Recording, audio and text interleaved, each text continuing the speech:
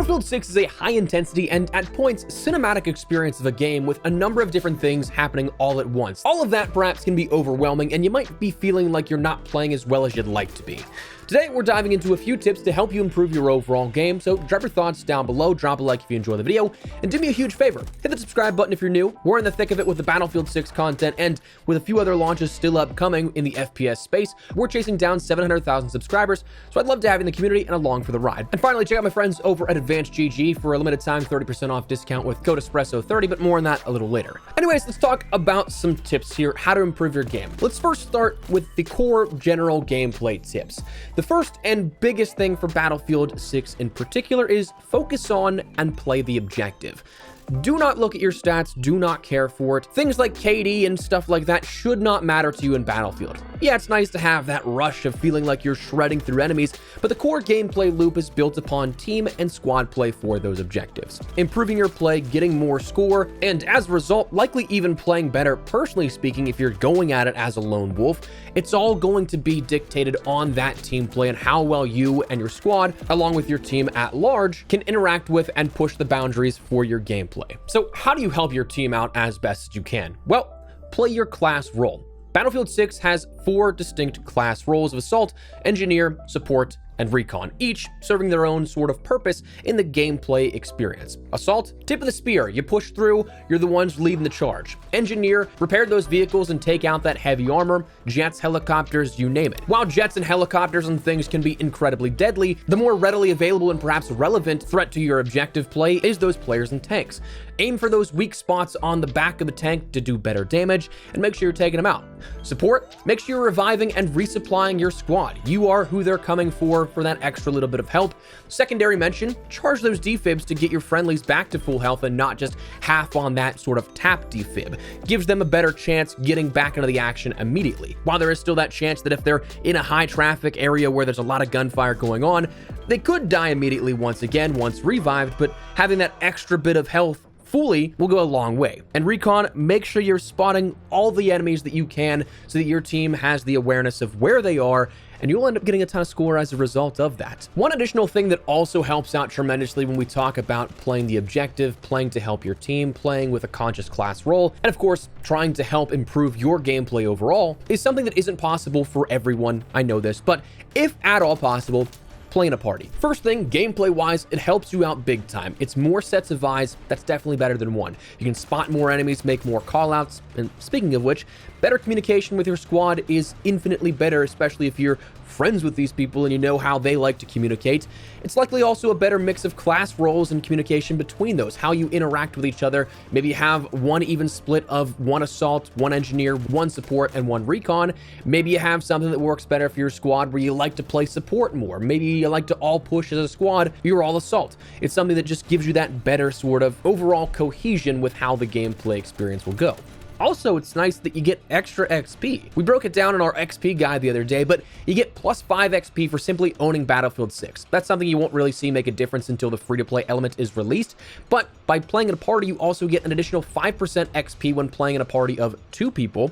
But then, when you play in a party of 3 or 4 people, that bonus jumps up to 10% extra XP. So just by playing with your friends, you can earn upwards of 15% extra XP yield. And if I'm not mistaken, I think there's also another 5% bonus for playing on PlayStation as a Plus member for their licensing agreement with Battlefield, so a max potential of 20% free XP boost by just playing with your friends. Can't go wrong there. Next, recognize the pace of your play. Sometimes some roles aren't perfect fits, and that's okay. If you're used to rushing into the objective, sometimes taking a step back and playing as recon or playing the outskirts, reviving down teammates is a better suit for how you may be able to help your team push. Additionally, don't rush to respawn. You can air quote die or rather go down as much as you want, but until you actually respawn, you don't burn any tickets. So try to be saved if you can, within reason, obviously. Like if you're well behind enemy lines, you're either not going to get revived or you're going to bait an ambitious teammate that's playing support to try and come get you and likely get them killed. So then, therefore, that 1 ticket spent turns into 2, potentially more if, again, you try and bait more people in. Also super beneficial, I'd recommend in this state of trying to be saved, have your setting on toggle for requesting revive so that you can just tap your key or whatever button you have on controller and wait it out. You don't have to have your hands still on your mouse and key or your controller. You can just sit there and then also, super beneficially, spot enemies while you're downed while doing that. So definitely some nice help there. Now, a lot more tips to discuss, but before we do, a quick heads up. We recently partnered with my friends over at AdvancedGG. I've been loving their products for a while now, so nice to finally be partnered with them. But to me, Advanced is that replacement for a cup of coffee in the morning, the afternoon pick-me-up, the fuel for any gaming or long content recording session. Right now, to celebrate the launch of our partnership and coincidentally, the launch of Battlefield 6, you can get 30% off your entire order until the 15th with code ESPRESSO30. If you've never had their stuff before, they've got some incredible flavors. Two of my favorites are strawberry lemonade and rainbow sherbet, but they've got zero chalky residue. They've got really cool shakers, so I'd highly recommend checking out their stuff if you'd like to fuel up for this launch and those still coming at the end of the month and into next. Again, for a limited time, you can get 30% off your entire order with code ESPRESSO, or check out the link in the description below. But anyways, back to it. Let's talk about some map and situational tips when we get into the game. What can we actually do to improve our game itself? Firstly, for visibility, one big thing is to change a couple of settings. Motion blurs, that world and weapon motion blur, turn that off, get rid of it. For me personally, it's something that I definitely notice. Maybe you feel like you don't as much, but you can really test this out by just seriously swiping right or left on your thumbstick or mouse and keys with motion blur on versus off. You'll see that stuff at a distance is much more blurry and hard to focus on, whereas if you have it all off, you'll probably be able to, in passing, see something out there downrange that can be beneficial, something that maybe could save you or teammates' life. Vignetting and chromatic aberration as well should be turned off. Yes, that can give you a bit more of a cinematic experience, but for gameplay and doing better, cinema is secondary. Additionally, enable your compass on your HUD. This is something that is off by default, but is something that is tremendously helpful for making callouts to either, again, people in your squad or your party itself. Additionally, you can change colors for a lot of your different HUD elements, including your crosshair. So if it's something you feel like, especially with how bright the sun can be at some points, that you feel like it's maybe getting lost in that white backdrop of the sun with the white crosshair, you can change that to something like a neon green, a bright red or blue, something that is a little bit easier to track in all of those engagements. Next, keep an eye on the minimap. Spotted icons can be found there for easy recognition of where enemies will be, and you can also adjust the minimap sizing and scaling to your personal liking. Whether or not you like it small or a large minimap, that's entirely up to you, but you can play around with that. If at all possible, play with a headset as well. You will get a lot of directional cues in-game for those situational awareness tips from gunfire and footsteps. While it seems like hit or miss in some of these different mixes for audio and perhaps some scenarios of just general engagement, footstep audio and things like that, I feel like I'm picking out pretty decently with Battlefield 6. I know that others have mentioned that they can't quite hear it as well, but giving yourself that opportunity, if possible, can give you that extra little added benefit. Additionally, in terms of giving yourself that benefit in gunfights, position yourself for success. Whether that be high ground, behind cover, you name it, give yourself the chance to have the enemy to push towards you. Separating you from them and having that open space between you and them is something that can be very beneficial. Whether you're at a second story window looking down on an objective, you're on a rooftop somewhere, it can be something that it's just a fish in the barrel type of situation. It is always easier to back away and have that sort of bit of cover versus an enemy having to push through an open space, getting to you. You dictate the terms of the gunfight at that point. Oppositely though, I mean, if they are in a building, blow out those walls. It's Battlefield after all. Destruction is a key tenet to the gameplay experience. So if they have some cover, destroy it. Next, smokes are incredibly undervalued within Battlefield 6. Whether it be to push an objective, whether it be to make a cross that a tank may see you, or there may be a sniper having a beat on that angle, or you just want to end up spamming some revives in a contested zone. This is something that will be tremendously beneficial to you in traversing the map, but also getting out of sticky situations. Also, not to mention, it gets rid of any spotted effects as well. So you can end up sort of disappearing off into nothingness and maybe leaving your enemies wondering where you ended up going. Next, mark those capture objectives for clear and concise pushes, plus also getting a little bit of bonus XP as well when making that order. Sprinting with a melee is also faster than your weapons, so if you want to try and push an objective, or you don't have a squad mate to spawn up closer to that objective, but you know that there's going to be a lot of open space but no vehicles around, that's something that gets you from point A to point B a little faster. Then let's talk a little bit about weaponry here. Building your weapon is something that is, of course, crucial. Weapon XP is something that is hard to come by, it seems like right now, so you're going to take some time to get these attachments and rank rank up the weapons that you may want to use, but when you have the opportunity to do so, things like precision attributes for your weapon builds reduce bloom and that spread, something that right now is a pretty common complaint with the gameplay experience. So if you can increase that precision, that accuracy, that is something you absolutely want to do.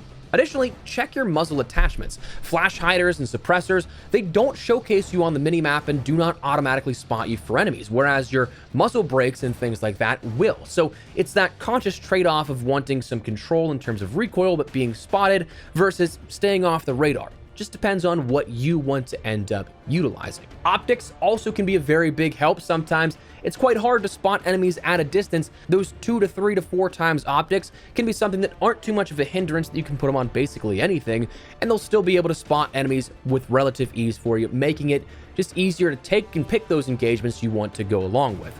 Burst and tap firing is incredibly beneficial in Battlefield 6, mainly because, again, we talked about how there is that bloom or that spread, the deviation where your shots will go based off that pinpoint precision.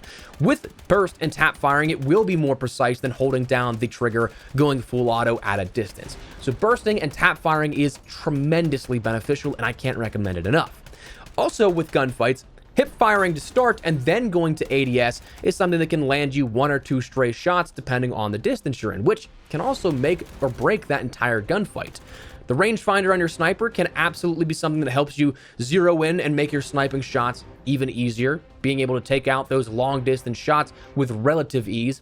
And finally, work on your crosshair placement. This is something that I'm guilty of and have been guilty of for a decade plus of playing shooter games competitively. But when you actually lock in and dial in, okay, this is where I need to have my crosshair at, it will make a world of a difference. Have your crosshair where you want any potential engagement to come. A lot of times players will be running and they'll not notice that their crosshairs may be pointed towards the ground 15 meters away rather than at sort of chest height or neck height for an enemy where they may pop out. If you're going around a corner, make sure you have that crosshair where an enemy would be in regards to height and differential with that wall or whatever surface you're going through to end up being ready for that gunfight if one does come.